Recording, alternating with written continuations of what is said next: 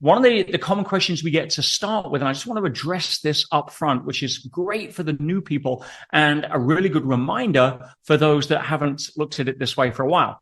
And that is the big difference between this program and a lot of the other programs that most people have, or kind of programs people have bought historically in personal growth, is that this operates on a very different level. The traditional personal growth program is whereby you buy something and you're learning something and you're making notes and you're having to remember things and you're trying to forge new behaviors out of new knowledge mastery. And that really doesn't work very well for most people. It never worked in school very well for most people. So it's no surprise it doesn't really work in personal growth. The challenge is that when people are looking, because of the training we've had in traditional education, we perceive that the way to be successful is to go learn something. And if we're not successful, it's because we haven't learned what we need to learn to be successful. How many people agree with that? How many people think that that is a predominant mindset of the vast majority of people? It's what drives a now 15 plus billion personal growth industry, where most people are just shelling out money for what ends up being another expensive notebook and not a lot of huge return on investment for what shifts as the quality of the movie that they're starring in. And so when I created Ultimate Self-Mastery, I did it from a different perspective. It was a case of, I know that the biggest shift that people can make when it comes to changing their life is not to change their skill set. You know way more skills now than you did 10 years ago, most of you. Why? Because the world has changed. But for most people, their bank account plus or minus 10% doesn't shift year on year. Their happiness score doesn't rise plus or minus 10% year on year. In fact, for most people, it goes down. They get more stressed. Okay. So what is the difference? If it's not knowledge mastery, what is it? Well, the greatest shift you can make if you want to rewrite the movie of your life and take charge of your script is to have a shift in consciousness, a shift in mindset, not a shift in skill set. So how do you do that? Well, you do it by being exposed over and over and over again to different ways of thinking, not new skills you got to learn, not new things you got to master. And when we realize that our whole biology is set up to win in this area. In other words, if you're relying on what most people do, it's what we did in school, we rely on our short-term memory, then that is pretty valuable real estate. It's part of the prefrontal cortex and it acts as RAM on a computer. It's like what we call working memory or random access memory in a computer.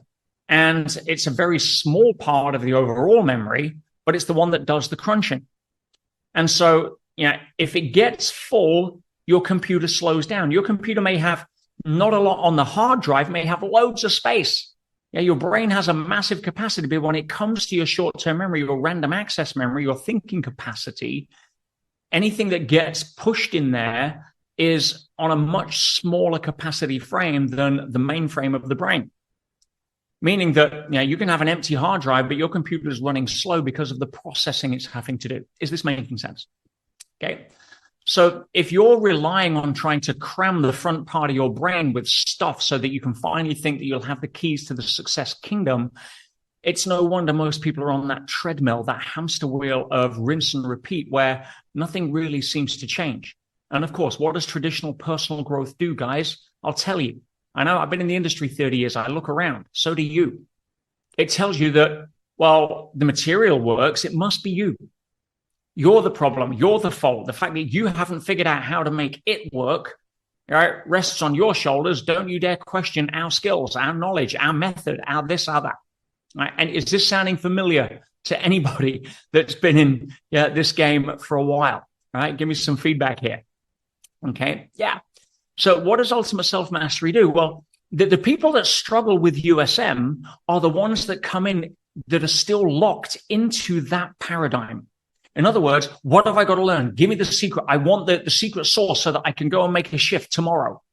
Oh, a 6-year-old probably really wants to be a teenager so that they can stay up later, right? They can watch movies that they can't watch at 6 and all this kind of stuff. But Yeah, nature has other plans. You can write a manual on how to be a teenager, right? You can give all of the insights, all of the experience, but if you're 6 years old, it ain't going to happen, right?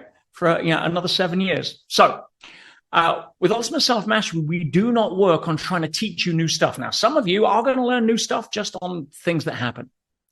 But USM works on a different way. It works not with the unreliable short-term memory functionality of the brain, which plays a role, just not in lasting transformation. It works with your brain's own innate habit-forming system that responds to the law of conformity. See, the law of conformity, if you remember from the original training, states that environment beats will over time every time. In other words, if you expose yourself to something often enough, even if you're not conscious of it, in other words, even if don't have the intention that the front part of your brain should get your arms around it and figure it out and wrestle with it and internalize it, even if that's not even the agenda. That's why, as I say, you could be riding the bus to work, and if the boss is playing jazz every day over the radio and you don't like jazz, I got news for you. If you don't even think you're listening, I got news for you. After a week, you're tapping your feet unconsciously to the beat when you're in there. You're humming it in the shower. Yeah. You're thinking about, you're playing it in your head when you're at work trying to figure out a problem. Because we do not get to vote as human beings with the biology that we have evolved. We do not get to vote whether or not we are programmable. Computers don't get to vote whether they're programmable. However, as the operator of the computer, you get to choose what to program your computer with. You can put a load of crap on there. You can load it up with mindless movies. You can unintentionally install malware, or Trojan viruses or any of that kind of stuff. Or you can be very meticulous about what you allow into your computer. The computer's job is to process what's there. So, because the world is essentially focused on less than optimal strategies or content, and the reason for that, it's a commercial world we live in. So what happens is that they vie for your attention. They know they can't get it by trying to appeal to your useful nature, because half the crap that they put out there isn't useful to you.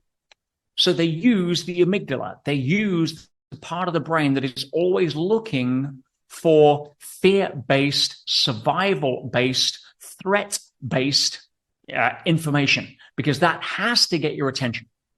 Now, if you're at a party and somebody shouts John, if your name's not John, you're not looking. You're still in the conversation with somebody that's that you're talking to.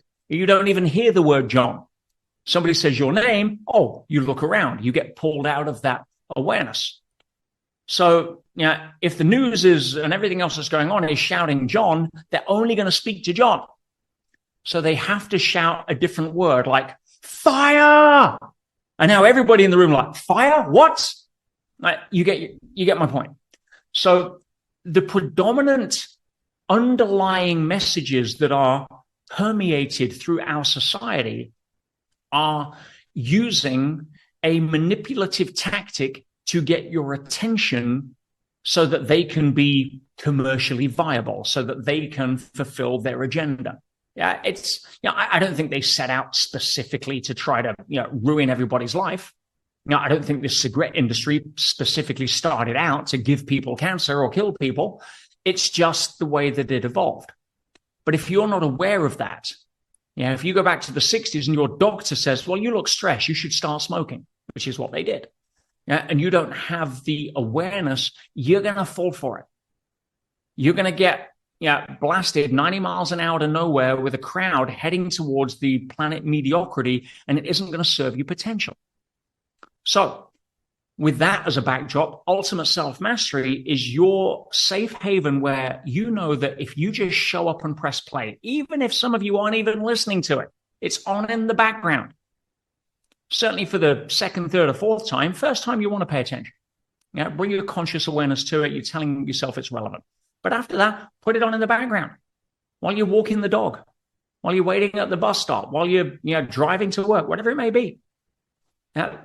And you won't help but have your unconscious habit forming system tap its feet to the beat over a period of time. And what that translates to is that after a few months, what used to bother you doesn't bother you anymore. What used to hook you doesn't hook you anymore. Somebody says fire or shouts fire, you say, better find some water. Right? You are more in control of your own movie and destiny than programmed into either A, running off looking for solutions in knowledge mastery, which is going to make you more confused, overwhelmed, and ineffective, or being played by a fiddle by other people's agendas because you weren't aware of what was going on with how your amygdala operates. Guys, is this making sense? Is this a useful reminder as to why I implore you to simply every single week, at least once, show up and press play? I've made it that easy. I've designed it that way.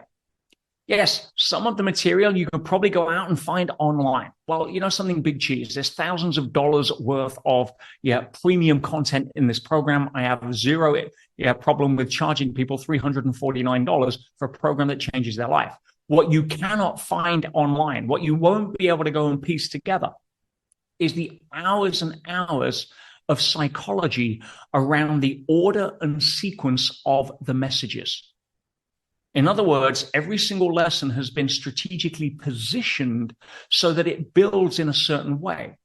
You get a break for a week or two, then you hear another metaphor that you heard 2 weeks before, but now from a different angle or in a different context. And it builds and it builds and it builds with different agendas for different phases. The first phase is to introduce you to concepts that help you break cell inertia. Then you get into the creative phase where now all of a sudden, you're starting to get ideas because you're not plagued by the old patterns of behavior that were unconsciously running in the background. When you get to the specialist phase, you should now be able to handle higher levels of what would throw other people off the horse. You can handle the bigger jumps. And by the mastery phase now, it just becomes second nature as to how you show up as an empowered human being. Right? That's the game that we're playing here, just to remind you. So please, right, it may seem that, oh, what am I doing? Just listening to this. You have no idea what you're doing just listening to this. In fact, part of the actual benefit is that you have no idea, right? You're not trying to sit there to wrestle the techniques, or master this or master, I've got to figure that. I've got to read every word in the transcript and master it by memory, by rote. Otherwise, I'll fail. Different game. Allow the genius of how you've been crafted through engineering and evolutionary marvel to do the work for you. We're just bringing the content in a way that makes that work. Cool. So I wanted to start with that to give some of you a real strong reminder as to the power of this system. So we've been watching, I read all the Trustpilot reviews. It's so grateful to remind me that why I get up in the morning to make this happen, why I want to be here for you to give the best of what I can. Because I read the differences it makes. We just had one yesterday about, even after 1 week, the first LR1 interview that some of you obviously have fond memories of, created shifts that her daughter noticed immediately. Right? I mean, you can't put a price on stuff like that. Remember, we're not just changing for ourselves here. We're changing for the difference we're making to the people we care about. That's what we call being the example and the invitation. But we have no right to be the invitation, which is, without being the example. We call that the imposition.